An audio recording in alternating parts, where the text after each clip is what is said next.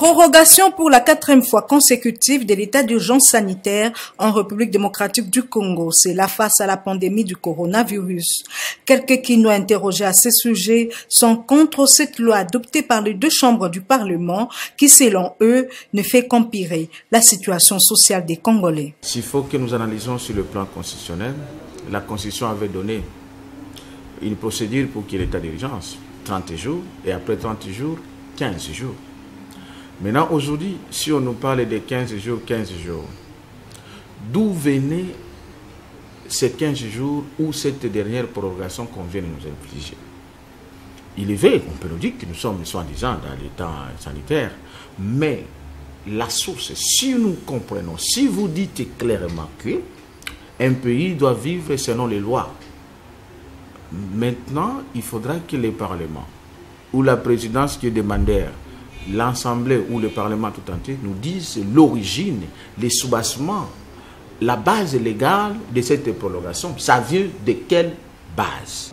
Souci na biso ezanini. Ba tozalaki na bakamingi te na Gombe, bakangaki biso Gombe. Maintenant siko baka ekomi ebele, mais bazo fongola Gombe te. Ba fongola biso Gombe pour permettre biso pour biso neti ngai na sala na Gombe. Mais to ke misala te. Parce que to sala tozara ba famille na biso to sungara bango so to ba salaire te miki ezo sunga biso na ba classe na ba nini. Parce que to bakangi biso Gombe pour to kende ndenge nini. To misala komi passe vraiment ba parents ne sont pas comment souffrir. C'est pas normal. Base à la claire. Il y a justement un paradoxe entre la santé et aussi l'économie, donc le vécu quotidien de notre peuple. Il faudra que les autorités du pays puissent réfléchir comment trouver un équilibre entre ce qui est de la santé, sauvegarder la santé de la population, mais aussi subvenir à leurs besoins. Vous voyez, s'il y a un équilibre, c'est-à-dire la même question, je me dis, est-ce qu'il faut garder les gens à la maison, les empêcher de travailler, mais mourir de faim en même temps à la maison, ou il faudra peut-être libérer l'espace commercial pour que les uns et les autres puissent vaquer à leur occupation, mais il revient dans les chefs de la population de respecter strictement les mesures d'hygiène. On a pinda nazo compati na se panelo ko anati. Nangina lo baneti lo ko mo boye. Gombe o bakangaki ba confirmer bakangaki Gombe. Tout ça non soki na 22 mais lelo Gombe zaka ya okanga meto komi na 4500 était cas. So tina nango ni ba okanga na Gombe. C'est comme ba sabi so ba vanti na Congo. Obino ba okanga ko ba ka éliminer. Mais to makai doublé le sur na 3 jours, to komi na 4500. C'est au ba so ba vanti. Excès ça la rapide normal. Bati kabiso to à l'aise. Bazo monter peuple à souffrir. Peuple à souffrir fondamentalement na bon. So ba na bénéfice na sima maladie wana biso to souffrir na sima maladie. Ba fungola biso Gombe to bando lukambo na biso to ba responsable. Ko vanda boto mamiibi. To sala ba bi de confiance et ça la raté. Hein? Ba fungola biso Gombe to mamboluba. Na CP na 15 jours en até. Bati ka ba vanti na ba ça. Merci. Merci maman pour la parole. Gombe oyo banda babandi okanga yango yo tozaki na maladie ezaki na se lelo tokomi na kombe ba kanga ngo pona nini bazo kanga ngo pona ba mona teke population azo souffrir population a souffrir veut fait seke de tenir compte neke ti etikali ba bimananzela population a souffrir etikali muketo bimananzela etikali muke puis so to bimi ya yebi azaki opposant l'air to bimara ndenge eza meto eza na paga po esangai na nzala ya lingi ba jeune baba no iba so alingi ba jeune baba no ya aza kinwa yebi ndenge kinwa fonctionaka le bakangi Gombe to fonctionner ndenge nini bazo bakisa biso to retourna ye to tindaki osali nini na ba laisser passer à mabe. Oh ba pesa ka bato ba ko leka kaka wana nzela oyo ba ko leka ka tango nyonso ba laisser passer à mabe. Bato batondi siko na Gombe kuna na tongo soki bokende Gombe botanenge bato batondi. Déjà ko bima ya population yango wana, ko bima nyonso yango wana.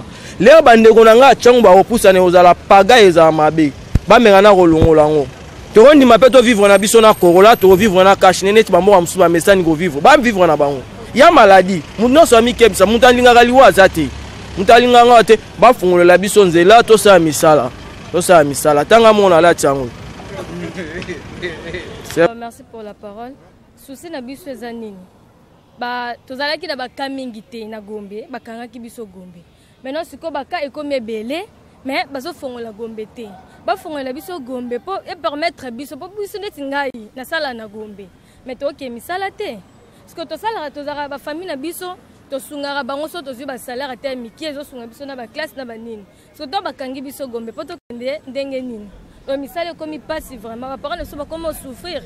Ba comment souffrir pour nini Gombe bakangi. Or so ba fongoli biso Gombe ko permettre mutu nyonso à s'en sortir.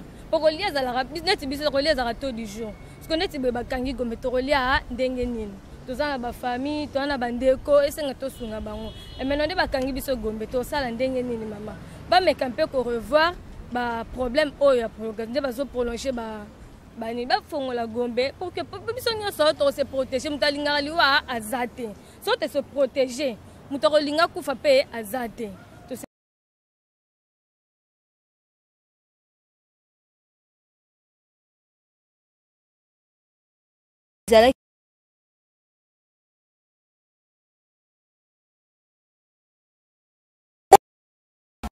Sala na yo nzambe mutatiaki yo po sunga libota.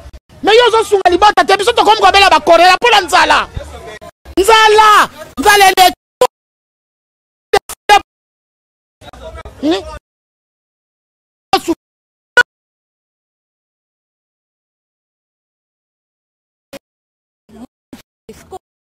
biso ndeze yango wana ezo continue balobaka kasoki bakoconfiner ngo pour 6 mois to vendre tout ça tout 6 mois il y a de ba poussa kango des semaines ce n'est pas normal base à la claire c'est tout. Je pense que c'est d'abord une manière pour les autorités du pays de pouvoir protéger la population. Vous êtes sans ignorer que la pandémie de coronavirus a agonisé le monde entier. Et il va de bonne intelligence pour nos autorités de pouvoir nous protéger, c'est normal. Est-ce qu'il n'y a pas moyen de chercher autre stratégie parce que le Congo... Oui, il y a justement un paradoxe entre la santé et aussi l'économie, donc le vécu quotidien de notre peuple. Il faudra que les autorités du pays puissent réfléchir comment trouver un équilibre entre ce qui est de la santé, sauvegarder la santé de la population, mais aussi subvenir à leurs besoins. Vous voyez, s'il y a un équilibre, c'est-à-dire, est-ce que, je me pose aussi la même question, je me dis, est-ce qu'il faut garder les gens à la maison, les empêcher de travailler, mais mourir de faim en même temps à la maison, ou il faudra peut-être libérer l'espace commercial pour que les uns et les autres puissent vaquer à leur occupation, mais il revient dans les chefs de la population de respecter strictement les mesures d'hygiène, parce que visiblement vous allez voir qu'il y a relâchement de la part de la population vis-à-vis des gestes barrières et consorts. Donc ça c'est prendre un risque énorme. C'est là que je me dis peut-être que les autorités, quand ils voient ces comportements, ils se disent, voilà, nous pouvons libérer les choses, mais tomber dans une situation qu'on ne saura plus contrôler. Donc, il va peut-être trouver un équilibre, on travaille, mais on respecte strictement les gestes barrières et les mesures d'hygiène. Sinon, nous allons tomber plus bas et ça sera une catastrophe qu'on ne saura pas contrôler. Merci. Je vous en prie. Le problème, c'est la passe dans le peuple congolais. Malamu, bakondina biso, pas de décision pour régaliser la situation de la vie à peuple congolais. Pour nous, tout ce qui a salité, à vivre. Donc, ils passent. Donc, il faut misala ezonga.